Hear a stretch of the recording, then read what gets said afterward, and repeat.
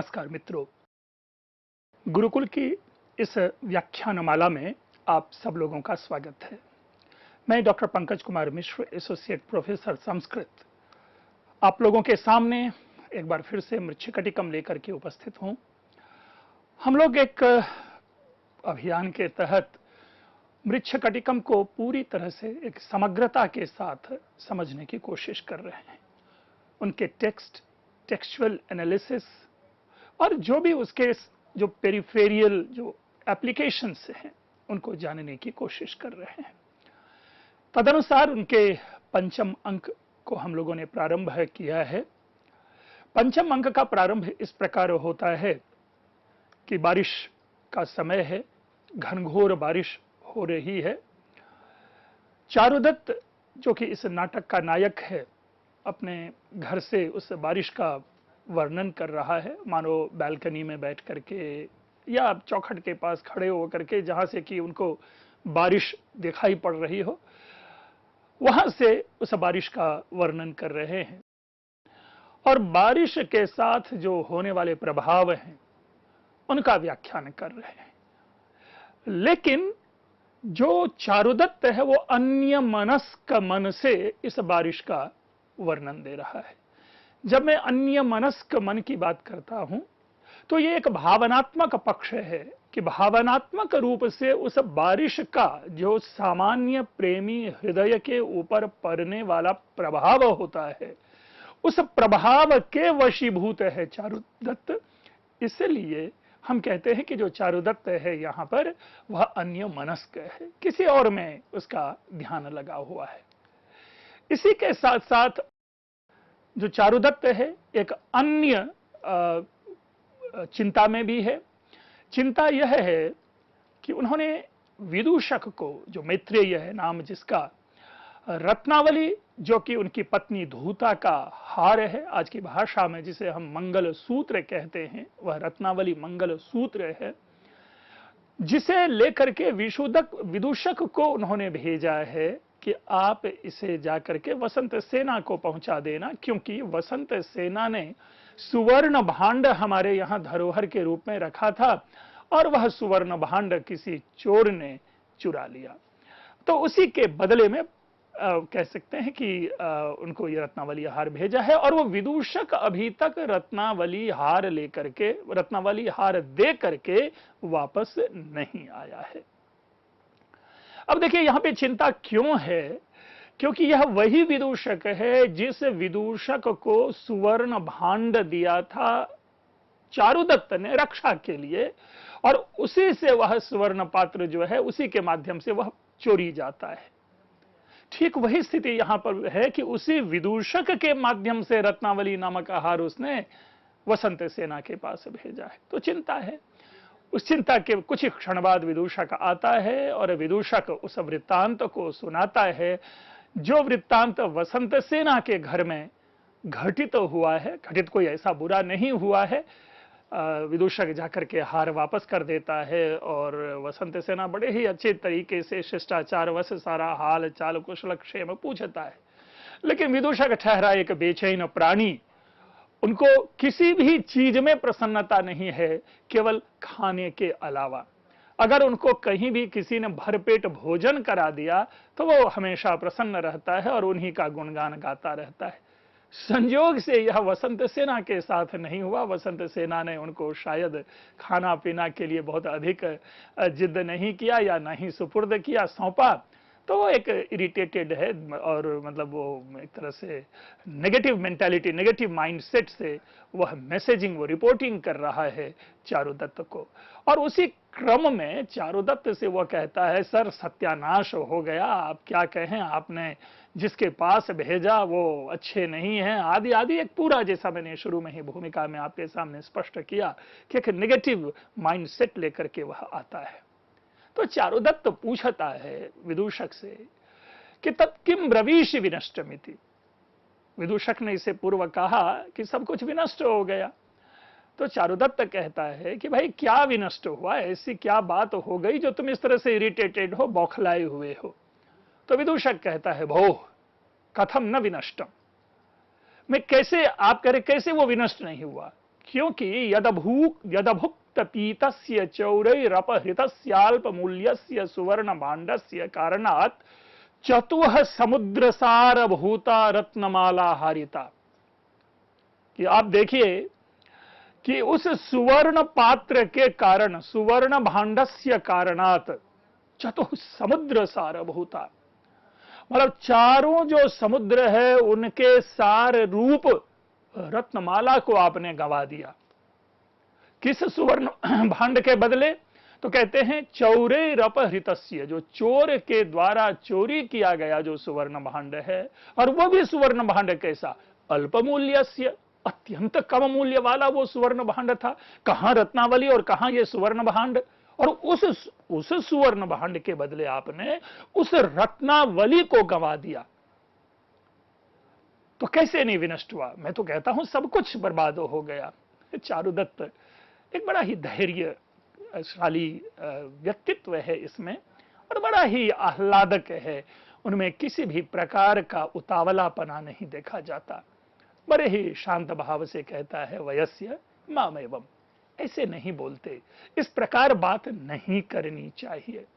क्यों? क्योंकि यम समालंब्य विश्वास न्यासो स्मासु तया कृतः। भाई देखिए, यम विश्वासम समालंब्य, जिस विश्वास को आधार बना करके, यानी कैसा? अस्मासु विश्वासम समालंब्य, मेरे में, मेरे प्रति उनका विश्वास इतना प्रबल था कि उस विश्वास के कारण तया वसंत सेनया, उस वसंत सेना के द्वारा न्यासः अस्मासु कृतः, मेरे ऊपर, वह मेरे सामने, मेरे पास उसने उसे धरोहर के रूप में रखा। अब देखिए क्या है कि यह विश्वास है कि जिसके कारण धरोहर दिया। अगर विश्वास नहीं होता तो वो धरोहर नहीं होता। और मित्रों, हम लोग सभी जानते हैं कि हमारे व्यक्तित्व के कई ऐसे पक्ष हैं जो आवश्यक रूप से एक महाव्यक्तित्व में होना चाहिए। सत्य पर आचरण करना, धैर्य बनाए रखना, और उस धैर्य और सत्य की आधार भूमि जो विश्वास है, उस विश्वास को प्रकट करना। तो चारुदत्त मैं उसी रूप में देखता हूं। अभी मैंने कहा कि धैर्यशाली है, सदैव सत्य की रक्षा करता है, लोगों का विश्वास जीता हुआ है। तो विश्वास के कारण धरोहर रखा उसने मेरे पास। तस्यै तन्महतो मूल्यम प्रत्ययस्यैव दीयते, और कह रहा है कि तस्य प्रत्ययस्य एव एतन महतो मूल्यम दीयते। अब देखिए कितना सुंदर है कि यह उस विश्वास का ही मूल्य है। देखिए कि चूंकि उसने मेरे ऊपर विश्वास किया और मेरा वह विश्वास बना रहे, मेरे ऊपर किया जाने वाला विश्वास टूटे नहीं, इसलिए मैंने उस विश्वास की रक्षा के लिए इतना मूल्यवान रत्नावली हार मैंने उनको वापस किया है। तो इसलिए मित्रों, विश्वास के लिए हमें यह नहीं कहना चाहिए कि सब कुछ विनष्ट हो गया। थोड़ा सा शब्द बिंब भी देख लेते हैं। यहां पर एक शब्द है दूसरी पंक्ति में कि अस्य, और वो दूसरा आगे आके आपको मिलेगा प्रत्ययस्य। तो देखिए, प्रत्यय शब्द का भी अर्थ विश्वास होता है। इसलिए हम कहेंगे कि ये एक पर्याय, एक ही पद्य में दो पर्याय शब्द प्रयोग में आया है। विश्वास का पर्याय प्रत्यय है, लेकिन जो मूल विषय है वह है प्रत्यय एव, जो अव्यय है वह एव, अर्थात तस्य प्रत्ययस्य एव, विश्वास का ही, अर्थात कोई विकल्प नहीं। मैंने कई बार कहा है अपने व्याख्यान में कि हमारे पास दो अव्यय होते हैं, अपि और एव। अपि सदैव विकल्प खोले रखता है, विकल्प का मार्ग बनाए रखता है। सह अपि गच्छति, वह भी जा रहा है, मतलब तुम तो जा रहे ही हो, सह अपि गच्छति। लेकिन जो एव है वो सारे विकल्प को दूर कर देता है और केवल एक को वह अपने साथ लेके चलता है। तो इसीलिए जो एव शब्द है यह विश्वास का ही, अर्थात विश्वास का कोई दूसरा विकल्प नहीं है। तो इस रूप में हम जो कवि के द्वारा जो व्यंग्य प्रस्तुत किया जाता है, कवि के द्वारा जो भाव हमारे सामने प्रस्तुत किए जाते हैं, उन शब्दों के प्रयोग से हम उनको पकड़ते हैं। इसी एव को आप तस्य के साथ लगा दीजिए कि तस्यैव प्रत्ययस्य, उसी विश्वास का, और एक दूसरा क्या बना, उस विश्वास का ही। तो आप शब्दों के हेरफेर करने से यद्यपि भाव वही निकल रहा है, लेकिन जो स्ट्रेस है वो किसी और जगह चला जाता है। अस्तु, तो ये बहुत सुंदर चारुदत्त ने उस विनष्ट वाले भाव का उत्तर दिया कि नहीं, ऐसा कुछ नहीं विनष्ट हुआ है, ये तो मैंने अपने विश्वास की रक्षा के लिए वसंत सेना को यह रत्नावली हार समर्पित किया है।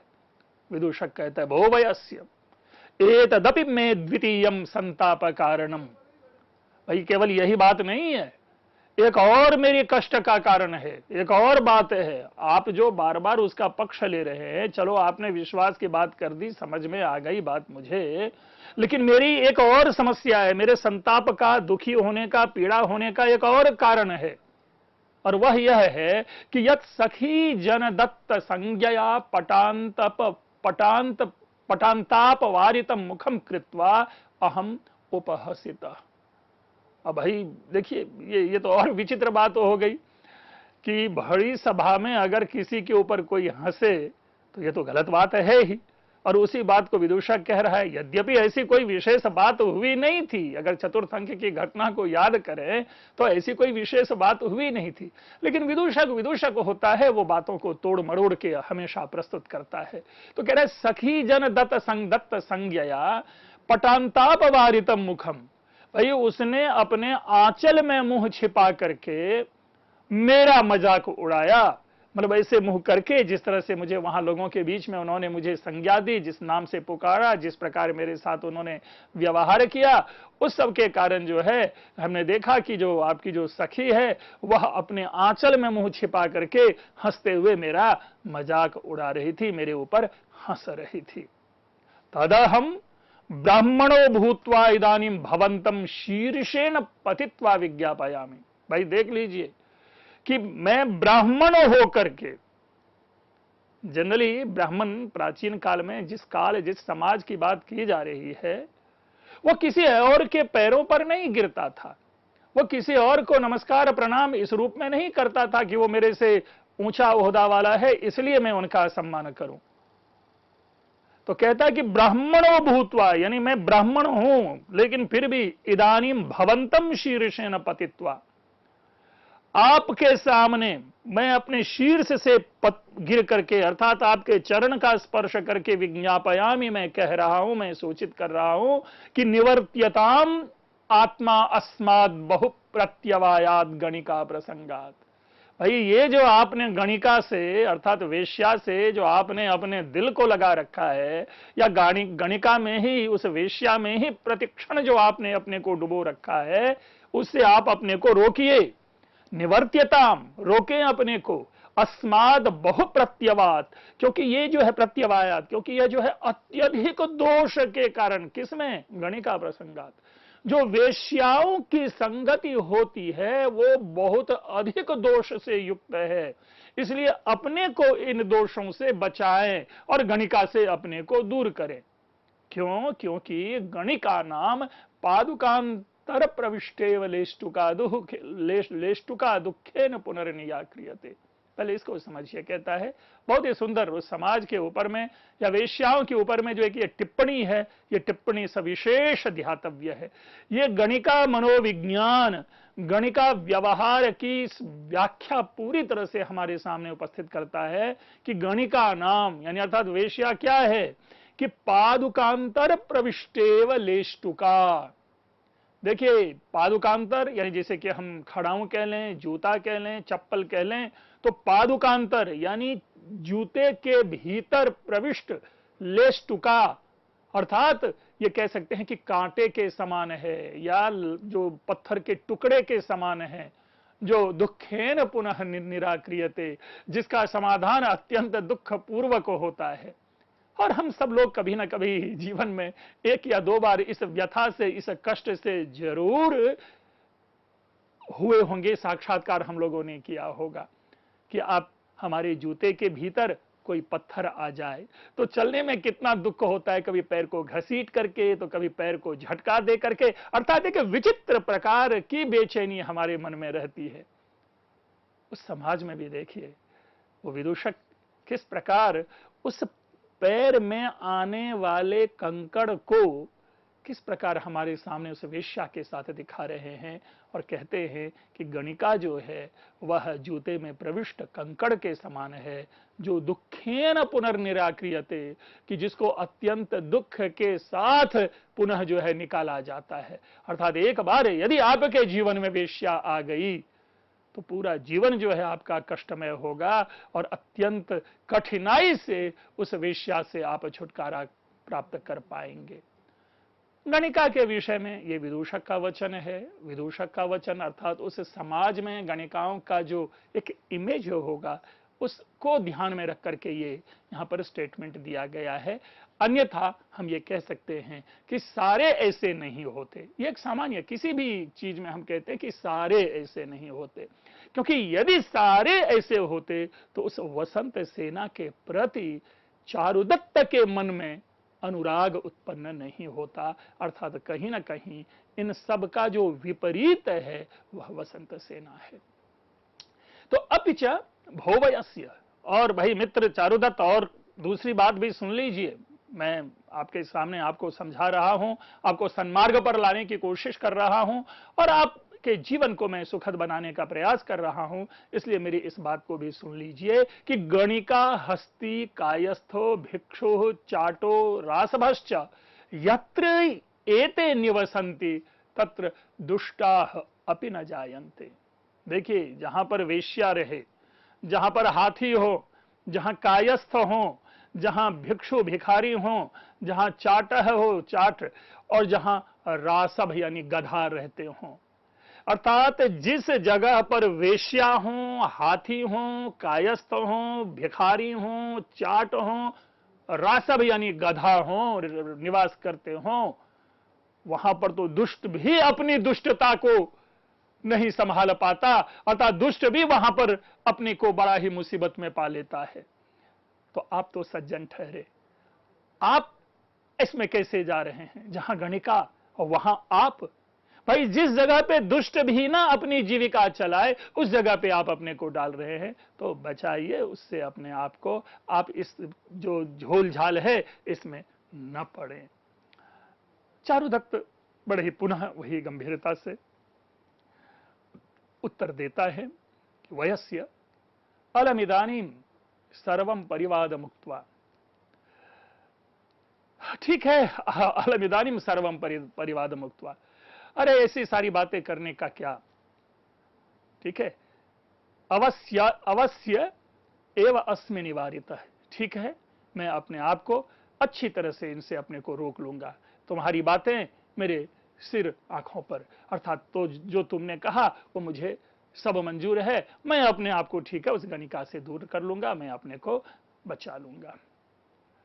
लेकिन देखो पश्य, भाई देखो एक बात तो है, इसको तो जानना पड़ेगा ही, सुनना पड़ेगा ही, कि वेगम करोति तुरगः त्वरितम प्रयातुम, कि तुरगः यानी जो घोड़े हैं वे त्वरितम प्रयातुम वेगम करोति, फास्ट चलने के लिए, शीघ्र दौड़ने के लिए, चलने के लिए वेग करता है, तेजी से चलता है शुरू में, लेकिन प्राणव्ययात न चरणास्तु तथा वहंती, लेकिन थकान के कारण, सांस टूटने के कारण उनके पैर फिर से वैसा नहीं चल पाता, जो घोड़ा चाहता है वैसा नहीं हो पाता। देखिए ये तो सत्य है कि हर मनुष्य प्रयास करता है कि अपने कार्य को अत्यंत सरलता और सहजता से और जल्दी जल्दी पूर्ण करें, लक्ष्य की प्राप्ति हम जल्दी से करें, लेकिन प्राणव्ययात, सांस टूटने से, थकान होने से या मार्ग में आने वाली बाधाओं से न तथा तस्य चरणाः वहन्ति, उस प्रकार से उनके वेग चरण जो हैं वो वेग नहीं कर पाते, दौड़ नहीं पाते, उनकी चाल शिथिल पड़ जाती है, व्यक्ति अपने जीवन में धीमा हो जाता है। ये तो बात स्पष्ट है। अब आगे सुनो कि सर्वत्र यान्ति पुरुषस्य चला स्वभावा, कि सर्वत्र हर जगह पुरुषस्य चलाह स्वभावाह यान्ति, हर जगह पुरुष का जो चंचल स्वभाव है वो गमन करते हैं। देखिए मनुष्य का जो स्वभाव है वो स्वाभाविक रूप में चंचल होता है, विकल होता है, किसी भी एक जगह पे नहीं टिकता। मन में कई प्रकार के विचार उत्पन्न होते हैं, मन में कई प्रकार की अभिलाषाएं, इच्छाएं, कामनाएं होती हैं, और हर उस इच्छा, अभिलाषा और कामना को पूर्ण करना चाहता है, कभी यहां कभी वहां कभी यहां।